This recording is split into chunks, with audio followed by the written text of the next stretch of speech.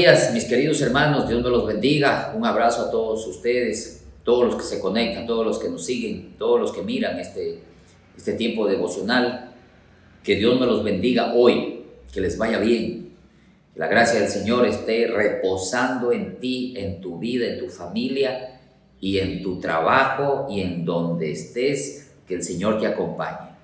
Y que usted y yo le podamos honrar viviendo bien, podamos serle fieles, podamos ser agradecidos con Él, recíprocos con su amor y su bondad.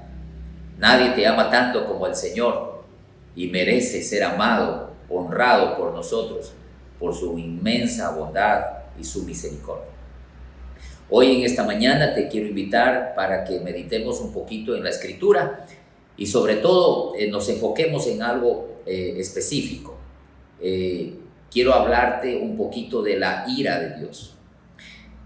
La ira de Dios que la Biblia nos muestra una y otra vez se manifiesta sobre algo. La ira de Dios que no se escucha mucho predicar sobre eso, porque no es un tema agradable. Normalmente escuchamos predicar de la bondad, de la misericordia, de la bendición, del éxito, del progreso, de lo que Dios puede hacer, de las promesas, de todas las cosas lindas que a la gente le gusta.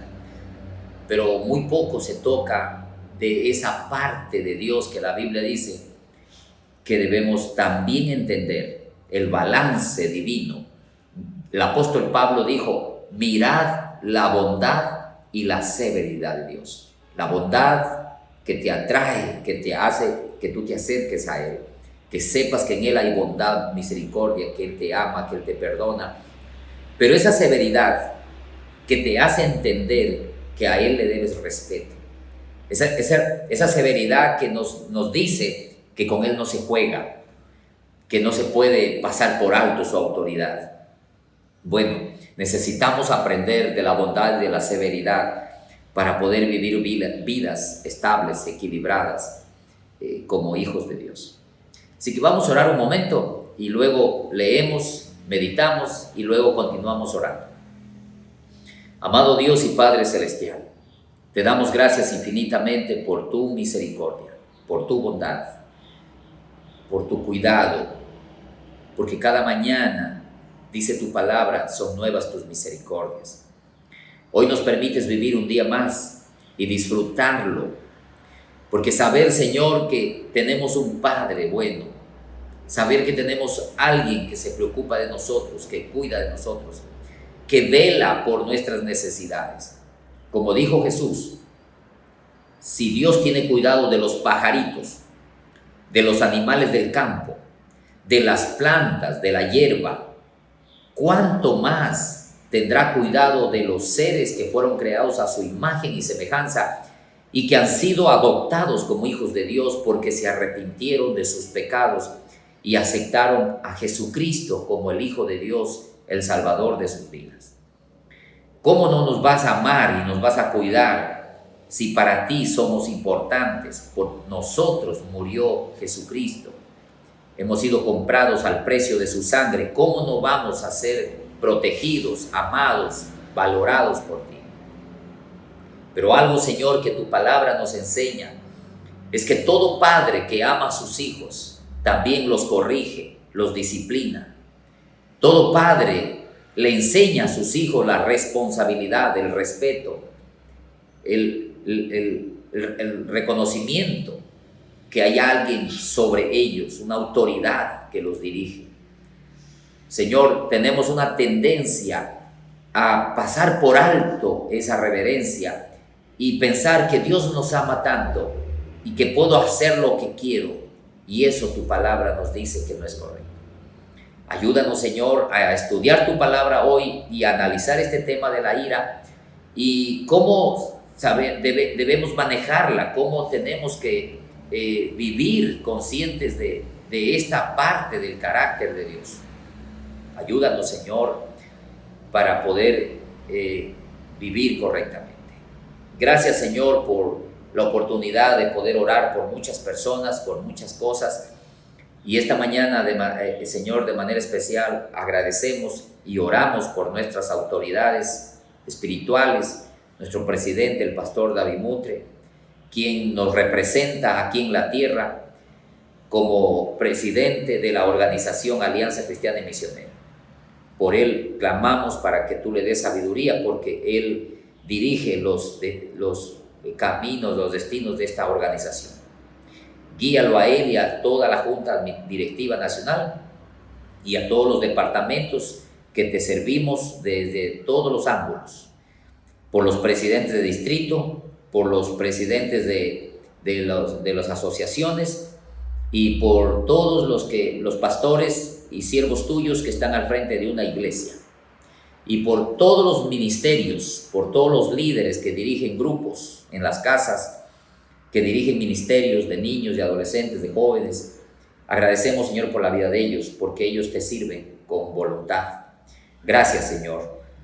Y queremos pedirte que nos des sabiduría para leer tu palabra, y en esta palabra que leemos, entender el mensaje que tú quieres que nosotros, tus hijos, no solo vivamos, sino que le enseñemos a otros a vivir. Gracias te damos. Bendecimos, Señor, tu precioso nombre. Te damos la gloria y la honra a ti, Señor, porque tú eres bueno, eres maravilloso, eres admirable, eres el deseado de las naciones. Nuestra alma te desea y nuestra alma Señor, te necesita. Gracias te damos, Padre, en el nombre de Cristo Jesús. Amén y amén. Vamos a leer en el libro de Jeremías, el capítulo 15.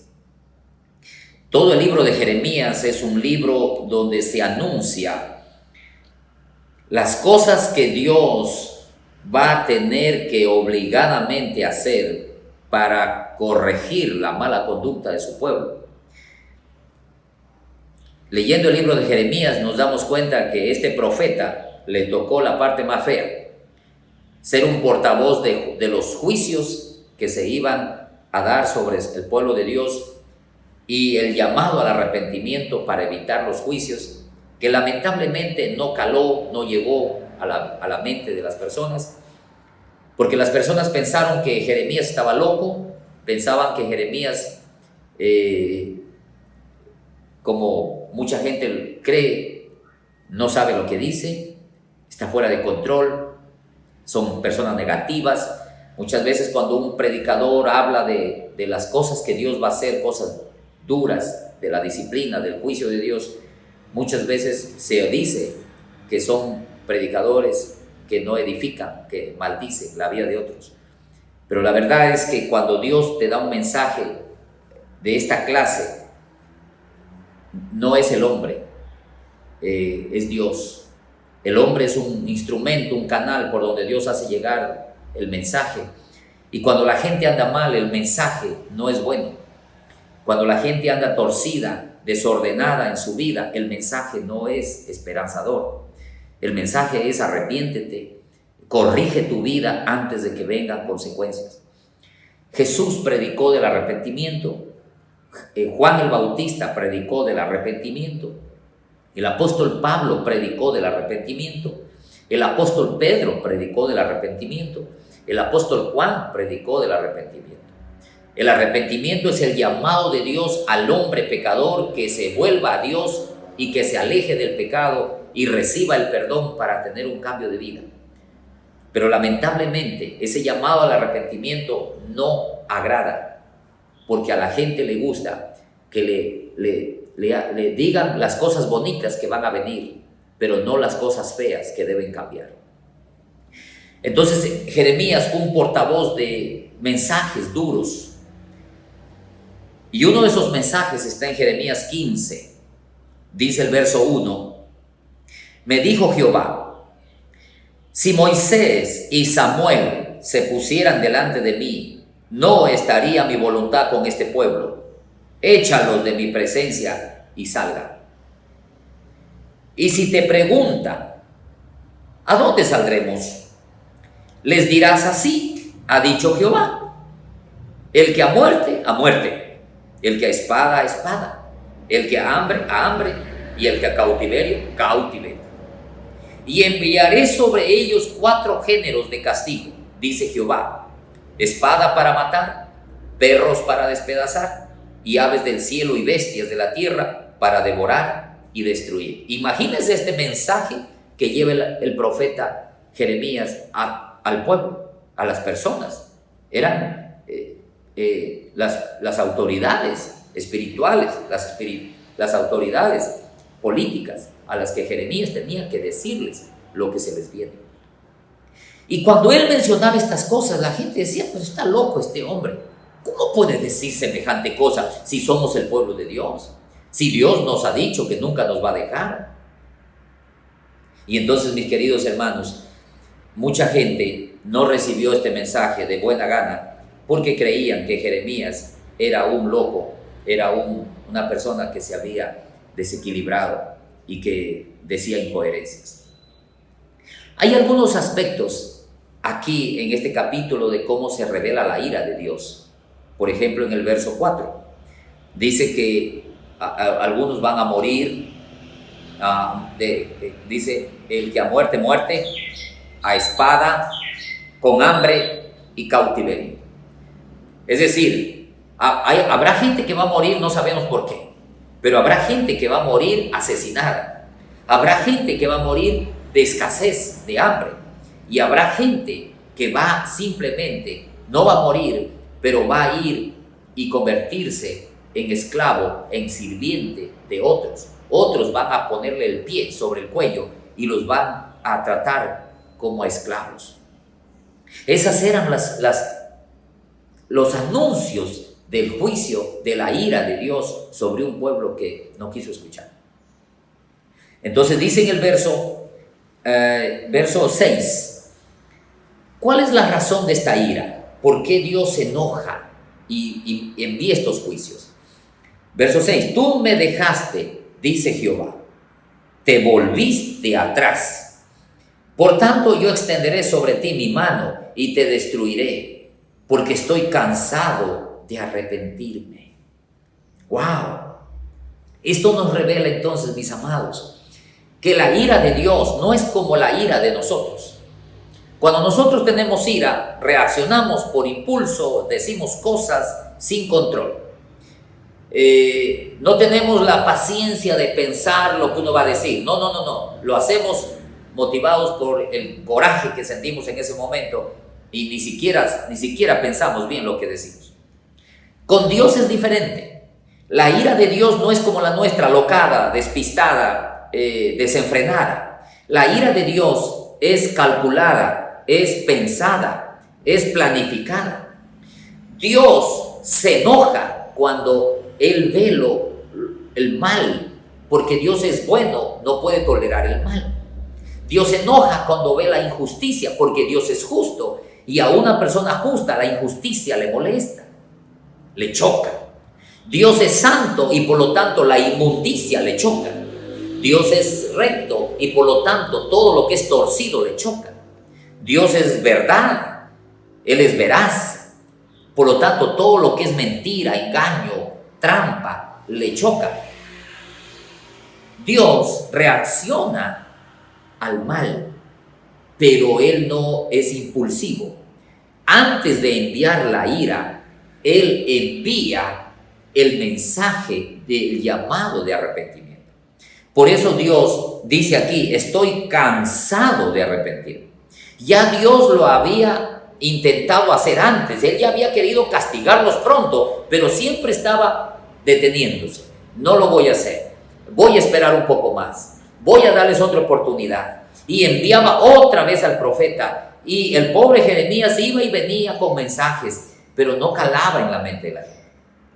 Entonces dice Dios, ustedes me han dejado, definitivamente ustedes no me quieren a mí, no quieren escuchar mi voz, me dan la espalda. Y la gente de pronto diga, pero ¿por qué? Que eso le enoja a Dios porque yo no lo quiero seguir. Pero bueno, déjeme elegir, yo soy libre, si quiero o no quiero a Dios. Si no lo quiero a Dios, pues simplemente no pasa nada, no lo quiero. Pero ¿por qué Dios se enoja? Mis amados, Dios se enoja cuando le damos la espalda y lo dejamos de lado, porque nosotros somos propiedad de Dios. Él nos creó, Somos su creación y la creación es propiedad del Creador. El Creador es dueño de esa creación. Y si la creación no quiere reconocer al Creador, eso es una actitud de rebeldía, de ofensa, de repudio hacia aquel a quien debo darle todo mi respeto y mi reconocimiento. Por lo tanto, Dios se enoja cuando nosotros no queremos que Él intervenga en nuestra vida. Pero repito, Él es paciente, nos da una y otra oportunidad para que nosotros podamos tener un cambio y decir, está bien, Dios tiene razón, no estoy buscando a Dios, tengo que buscarlo, tengo que darle cuenta, tengo que pedir dirección de Él, porque no está bien que yo viva y tome decisiones solo. Entonces, ¿qué provoca la ira de Dios? Definitivamente, cuando las personas vuelven atrás, vuelven a la vida de antes, dejan a Dios a un lado y siguen las decisiones de su corazón. Dice en el verso 7, aunque los aventé con aventador hasta las puertas de la tierra y dejé sin hijos a mi pueblo y lo desbaraté, no se volvieron de sus caminos. Fíjate que ya Dios los había reprendido en otras ocasiones con cosas más pequeñas, tratando de persuadirlos que se vuelvan a Dios, pero no funcionaba. El corazón del pueblo se volvió totalmente un corazón endurecido de piedra, insensible, no reaccionaba al llamado de Dios. La Biblia dice que Dios enviaba sequías para hacer que el pueblo reflexione, no funcionaba. Enviaba situaciones críticas en la familia, no funcionaba. Enviaba ladrones a veces para que ellos se den cuenta que están siendo afectados por estar lejos de Dios, no funcionaba. Entonces viene la ira de Dios y es algo que ya no puede volver atrás. Cuando Dios actúa y envía la ira, ya el pueblo quedó bajo esa ira y tiene que padecer y sufrir lo que Dios no quería que pasara. Dice en el verso 13, tus riquezas y tus tesoros entregaré a la rapiña sin ningún precio por todos tus pecados en todo tu territorio, y te haré servir a tus enemigos en tierra que no conoces, porque fuego se ha encendido en mi furor y arderá sobre vosotros. Ojo, las cosas que Dios les había dado, la riqueza, la gloria, la fama que Israel tenía, todo va a ser entregado en manos del enemigo. Y ellos van a ser despojados, van a perder la bendición que Dios les había dado y van a terminar de trapeador para los demás. Dios nunca quiso eso para sus hijos, para su pueblo. Dios siempre quiso la honra, la gloria, la alabanza, la fama de su pueblo. Pero ahora su pueblo, por dejar a Dios a un lado, van a perderlo todo. La ira de Dios es terrible. Dios te guarde a ti, me guarde a mí, de llegar a un punto de insensibilidad en que Dios tenga que tratar duramente para hacerme entender. ¿Se acuerda que el salmista decía, no seas como el caballo ni como el mulo, sin entendimiento, que han de ser sujetados con un cabestro, con un freno para acercarse a Dios? Hay que atraerlos con el dolor, cuando lo correcto es acercarse a Dios por el amor, por la reverencia, por el respeto y la admiración que le tenemos por todo lo que Él nos ha dado. Hay dos maneras de acercarte a Dios: voluntariamente, atraído por su amor, seducido por su amor, o arrastrado por su disciplina, lo cual no es bueno, no es agradable. Quienes hemos recibido disciplina en algún momento de la vida, sabemos lo que es difícil, lo duro que es eso. Cuando un padre disciplina a su hijo, eso es duro para un padre, porque pegarle a un hijo un latigazo no nos agrada, pero a veces el hijo nos obliga a hacerlo. Y siempre quisiéramos que nuestros hijos solo escuchen, nada más, y que entiendan nuestro amor y obedezcan por gratitud, pero algunos hijos necesitan también una corrección. Quiero llevarles al Nuevo Testamento y ver la ira de Dios en el Nuevo Testamento, porque a veces se ha dicho, he escuchado muchas veces que la ira de Dios es en el Antiguo Testamento, porque realmente era un pueblo diferente, pero no es así. San Juan capítulo 3, el verso, San Juan 3, 36, dice Jesús lo siguiente: el que cree en el Hijo tiene vida eterna, pero el que rehúsa creer en el Hijo no verá la vida, sino que la ira de Dios está sobre él. Note el verbo, está sobre él. Hay una ira divina sobre las personas que no quieren aceptar ni reconocer que el Hijo de Dios, Jesucristo, es su Salvador, su Señor, a quien debemos la vida y a quien le debemos nuestra adoración. Simplemente no lo reconocen. Y sobre estas personas hay una ira constante, una ira que se manifiesta en las crisis, sufrimientos que viven las personas, porque se rebelan contra lo que Dios ha hecho, rechazan el regalo que Dios les envió. Otro ejemplo lo encontramos en Romanos, capítulo 1, versículo 18. Porque la ira de Dios se revela desde el cielo contra toda impiedad e injusticia de los hombres que detienen con injusticia la verdad. Ojo, la ira de Dios se revela desde el cielo contra la injusticia. Donde hay actos de injusticia, donde las personas están dañando, afectando a los demás, perjudicando a los demás, torciendo las cosas, robando, estafando, engañando, donde hay actos de injusticia, esto provoca la ira de Dios, porque Dios es justo y Dios quiere que esa justicia que hace bien al ser humano se la practique, pero la injusticia que hace mal al ser humano está en lugar de la justicia. Y entonces Dios se enoja y Él no va a tolerar que una persona siga haciendo injusticias. Le va a corregir con enojo, pero antes de hacerlo le habla en su bondad, le da una oportunidad de que se aparte de la injusticia. En el capítulo 2, verso 1 de Romanos dice: por lo cual eres inexcusable, hombre, quien quiera que tú seas, que juzgas, pues en lo que juzgas a otro, te condenas a ti mismo, porque tú que juzgas haces lo mismo. Mas sabemos que el juicio de Dios contra los que practican tales cosas es según verdad. Y piensas esto, hombre, tú que juzgas a los que tal hacen y haces lo mismo, ¿que escaparás del juicio de Dios? ¿O menosprecias las riquezas de su benignidad, paciencia, ignorando que su benignidad te guían al arrepentimiento? Pero por tu dureza y por tu corazón no arrepentido, atesoras para ti mismo ira para el día de la ira y de la revelación del justo juicio de Dios, el cual pagará a cada uno conforme a sus obras. Ojo, por tu dureza, por tu corazón que no se arrepiente, acumulas ira para el gran día de la ira. Ojo, hay dos clases de ira: la ira presente y la ira futura, la ira final. La ira presente son llamados de atención de Dios a los seres humanos para que no lleguen a la ira final, porque la ira final es la condenación eterna en el infierno que Dios no quiere para el ser humano. Por eso envió a su Hijo a morir en la cruz, para salvarlos de esa ira. Por eso Jesús dijo: el que no cree en mí, la ira de Dios estará sobre él. Está y estará.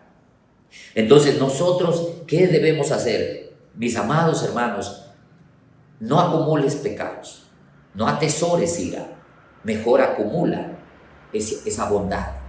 Mejor cada día ahorra cosas bonitas, guarda cosas lindas, no guardes secretos injustos, cosas malas, cosas que hacen daño a ti y a los demás.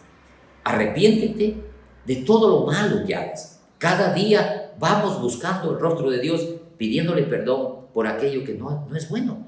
Cuando tú ves que has hecho algo malo, no dejes que eso se esconda. Al contrario, sácalo, pídele a Dios que te perdone y comienza una relación con Él diferente, donde puedas enderezar tus caminos.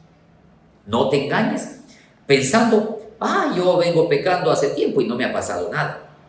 No, dice aquí que estás acumulando para el gran momento, cuando venga el enojo de Dios contra esa actitud incorrecta. Entonces, el arrepentimiento evita la ira de Dios. El arrepentimiento hace que Dios limpie tu pecado en lugar de corregir tu pecado. Colosenses capítulo 3, perdón, Efesios capítulo 5. Encontramos también lo que el apóstol Pablo le dice a la iglesia. Capítulo 5, verso 1. Sed pues imitadores de Dios como hijos amados. Ojo, imitar a Dios, no al diablo. Vivir una vida de pecado es imitar a Satanás. Vivir una vida correcta es imitar a Dios. Y dice, andad en amor, como también Cristo nos amó. Pero fornicación y toda inmundicia o avaricia, que ni aún se nombre entre ustedes como conviene a santos, ni palabras deshonestas, ni necedades, sino acción de gracias. Porque ya sabéis esto, que ningún fornicario o inmundo o avaro, que es idólatra, tiene herencia en el reino de Cristo. Nadie les engañe con palabras vanas, porque por estas cosas viene la ira de Dios sobre los hijos de desobediencia. La ira de Dios viene sobre los hijos de desobediencia. Ojo, hay dos clases de hijos: los hijos que obedecen, los hijos que desobedecen. Los hijos que tienen respeto al Padre y hacen lo que el Padre les pide, y los hijos que dicen que aman al Padre, pero no obedecen al Padre cuando les envía a hacer algo. Entonces, en la iglesia, en el pueblo de Dios, siempre habrá gente que sabe lo que Dios dice, pero no hace lo que Dios dice. Y entonces comienzan a provocar que Dios les llame la atención, porque son hijos de desobediencia. Y Dios nos manda, nos llama que nosotros corrijamos esta actitud. Por eso, cuando Jesús dijo, vayan y hagan discípulos, Él dijo, enséñenles a obedecer todo lo que yo les he mandado, que guarden mi palabra. Nosotros tenemos que ir desarrollando la obediencia constante y rechazando la desobediencia, sacando la desobediencia, porque un hijo de Dios debe esmerarse por ser obediente al Padre que lo ama, el Padre que le dio una muestra de gran sacrificio que su Hijo hizo para salvar la vida. Y Colosenses capítulo 3, quiero leer el verso 5. Dice así: haced morir lo terrenal en vosotros, fornicación, impurezas, pasiones desordenadas, malos deseos, avaricia, que es idolatría, cosas por las cuales la ira de Dios viene sobre los hijos de desobediencia.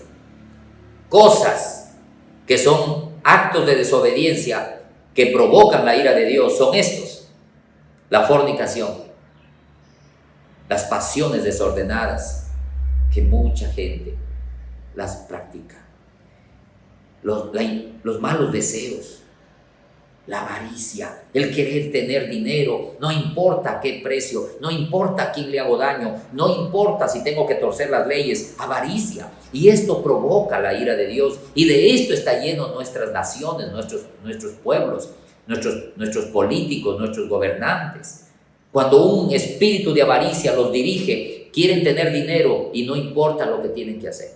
Esto provoca la ira de Dios. Y nosotros tenemos que ser conscientes que debemos apartarnos de esas cosas para poder agradar a Dios, viviendo una vida diferente, imitando a Dios. Hacer morir lo terrenal. Mire, dice que eso es malo, es pecaminoso. Pero también dice, no mintáis los unos a los otros. Y dejad también vosotros estas cosas: ira, enojo, malicia, blasfemias, palabras deshonestas de vuestra boca. Revístanse del nuevo hombre, el cual, conforme a la imagen que lo creó, se va renovando en el conocimiento pleno. Dios quiere que nosotros nos alejemos de aquella vida de desobediencia, aquellos actos de injusticia, y aprendamos de nuestro Dios, del Hijo de Dios Jesucristo, una vida perfecta, correcta, una vida derecha, una vida grata, agradable a Dios, una vida donde ya no le hagamos daño al prójimo y donde podamos honrar el nombre de Dios. Y por último, Apocalipsis capítulo 20, termina el apóstol Juan hablándonos de la ira de Dios final. En el capítulo 20, verso 10 dice: y el diablo que los engañaba fue lanzado en el lago de fuego y azufre, donde estaba la bestia y el falso profeta, y serán atormentados día y noche por los siglos de los siglos. Juan nos cuenta lo que Dios le reveló al final de los tiempos. Satanás, el engañador, el que les hizo creer a las personas que pecar no era malo, será lanzado en un lago de fuego eterno donde va a sufrir por los siglos de los siglos. Y allí donde va a ser echado Satanás, también lamentablemente van a ser colocados también las personas que dicen el siguiente verso, 11.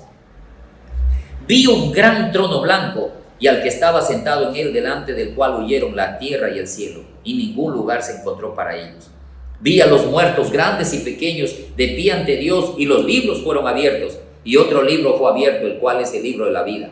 Y fueron juzgados los muertos por las cosas que estaban escritas en los libros según sus obras. El mar entregó los muertos que había en él, la muerte y el Hades entregaron los muertos que había en ellos, y fueron juzgados cada uno según sus obras.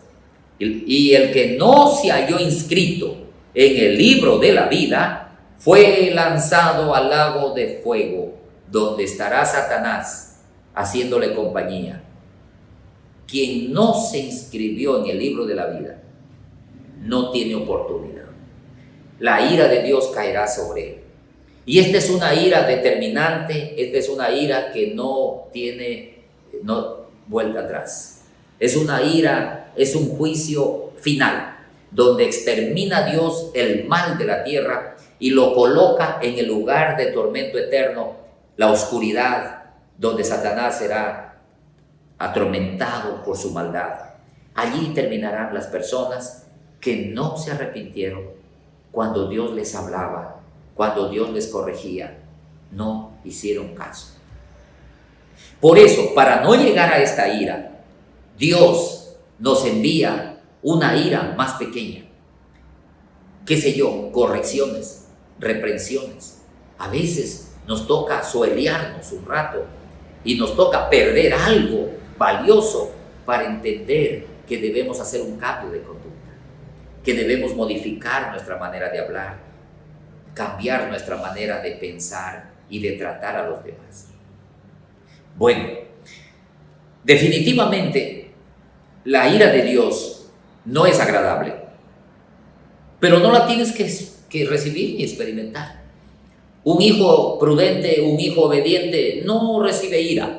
Un hijo obediente y prudente recibe abundancia de la bondad de Dios. Recibe recompensa, recibe honra. Un hijo que obedece a Dios siempre estará bajo el respaldo absoluto de Dios. Pero los hijos también podemos elegir rebelarnos, darle la espalda a Dios y seguir nuestros propios caminos sin tomar en cuenta a Él. Y entonces vamos a pasar por algunas cosas duras, feas, difíciles. Pero aún esos momentos difíciles son oportunidades de cómo Dios te llama a regresar a Él. Quizás hoy estás pasando un tiempo difícil. Quizás hoy estás probando ya un poco de esa ira de Dios, pero esa ira no es sino un llamado a que te arrepientas, que cambies la actitud, que te humilles ante Dios, porque en Él hay perdón, en Él hay misericordia, en Él hay otra oportunidad. Y si tú te vuelves a Dios, dijo Jesús, el que a mí viene, yo no lo echo fuera. Toda persona que vino a Cristo en pecado, recibió perdón, recibió su amor, fue levantado, fue liberado y muchos fueron bendecidos. El rey Nabucodonosor se rebeló contra Dios, Dios lo humilló, después de 7 años de sufrir, se humilló ante Dios, Dios lo restauró, lo perdonó y le dio mayor gloria. Así es Dios, eso es su bondad. Él no te corrige porque te odia, te corrige para poderte atraer y poderte bendecir. Déjate bendecir. Deja que Dios te rodee de su gracia, de su favor. Si estás pasando por un tiempo duro, un tiempo de corrección, dale gracias a Dios, porque eso es un mensaje de su bondad para no tener que pasar por la ira final, la ira eterna, donde tú y yo no debemos ir, porque el Señor Jesucristo dio su vida en la cruz, tomó nuestro lugar, Él cargó la ira de Dios sobre la cruz para que usted y yo disfrutemos de la bondad de Dios. Hagámoslo, si podemos. Acércate a Dios, humilla tu corazón y déjale a Dios que te abrace y que te bendiga. Vamos a orar y vamos a pedirle a Dios por algunas cosas que necesitamos que Él nos bendiga. Amado Dios y Padre Celestial, te damos gracias porque tú utilizas a veces estas experiencias duras de la vida para hablar al corazón que se ha endurecido. Tú quisieras que nosotros seamos voluntarios. Tú quisieras que nos levantemos a buscarte cada día. Tú quisieras que leamos tu palabra sabiendo que en ella hay luz y sabiduría para nosotros y consejo divino. Tú quisieras que nosotros nos apartemos de toda cosa mala, sabiendo que hay consecuencias. Pero lamentablemente, Señor, nuestra naturaleza humana a veces nos engaña y nos hace pensar y creer que no pasa nada, que Dios es bueno y Él me va a pasar por alto lo malo. Pero tu palabra nos dice que tú eres justo, que tú eres recto, que tú eres perfecto, eres santo, y que todo pecado es una ofensa contra ti y es un daño hacia el prójimo. Por lo tanto, tú lo rechazas porque no vas a permitir que el mal sea parte de ti ni de tu pueblo. Pero gracias, Señor, porque sabemos que tú no nos odias, que tú nos amas, que tú quieres lo mejor para nosotros. Que aun cuando te enojas, tienes misericordia, porque lo haces con inteligencia, pensando y planificando nuestro cambio de vida. Quiero pedirte, Señor, que tú levantes a tu pueblo, la iglesia, y le des sabiduría para entender que tú nos llamaste a vivir una vida correcta. Pedimos perdón, Señor, porque reconocemos que hemos pasado por alto la santidad, la perfección, tu palabra, que muchas veces no la hemos obedecido y hemos fallado de alguna manera. Te pedimos perdón por eso y te rogamos que nos des la sabiduría y la inteligencia para caminar de tu mano, escuchando tu voz, a fin de que nos vaya bien en la vida. Señor, queremos orar también por nuestro país, porque nuestro país está sumido en una crisis moral donde hay corrupción por todo lado, donde hay manipulación, abuso, donde hay avaricia, donde el narcotráfico crece, donde vemos que el negocio de matar personas crece, el sicariato es parte ya de la vida común, diaria, donde vemos, Señor, que las autoridades poco o nada hacen, donde vemos, Señor, que las leyes están adaptadas a la corrupción para el mal y no para el bien. En donde vemos, Padre, actos de injusticia cometidos sobre los seres humanos que no tienen cómo defenderse. Y todas estas cosas provocan tu ira. Y sabemos, Señor, que en algún momento vas a poner tu mano sobre nuestro país. Y te pedimos que tengas misericordia y te rogamos que perdones a nuestra nación tanta maldad, tanto pecado, y que tú intervengas sobrenaturalmente para llevar a nuestro país a un nivel de vida donde podamos vivir con paz y tranquilidad. Padre Santo, ten misericordia y que la iglesia en el Ecuador pueda estar orando, influyendo para que el mal no crezca. Ayúdanos, Señor.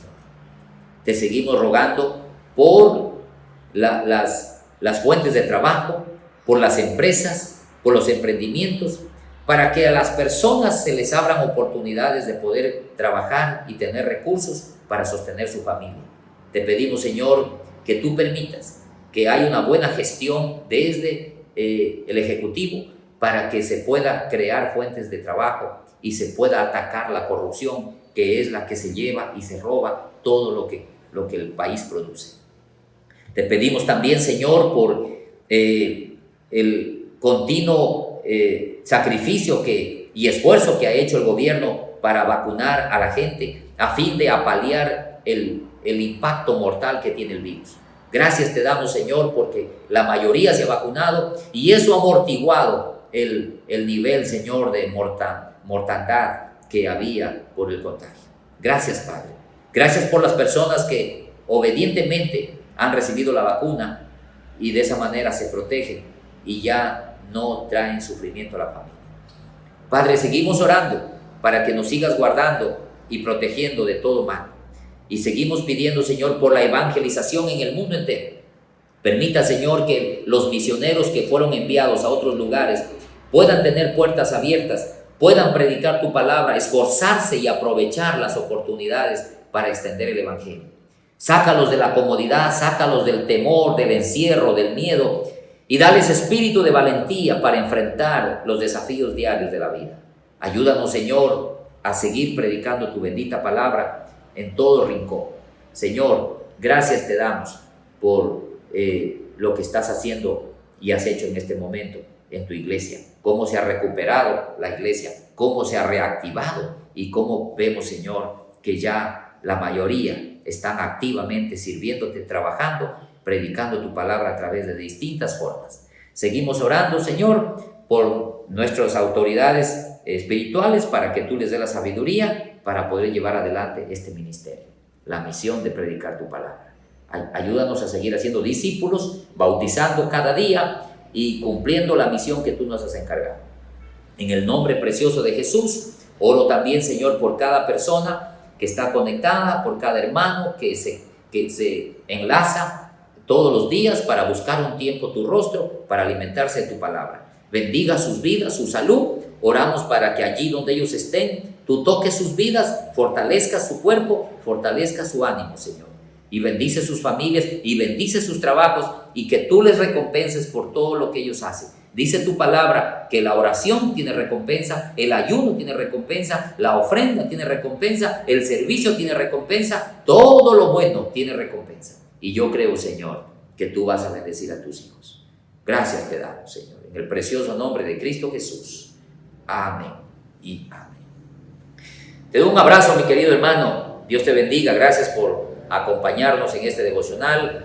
Que te vaya bien hoy, todo lo que hagas, en todo lo que emprendas, la mano de Dios te acompañe, te respalde, como estaba con José, como estaba con Daniel, como estuvo con David, como ha estado con sus siervos. Sé fiel a Dios para que Dios te acompañe, te bendiga, te haga prosperar. Un abrazo.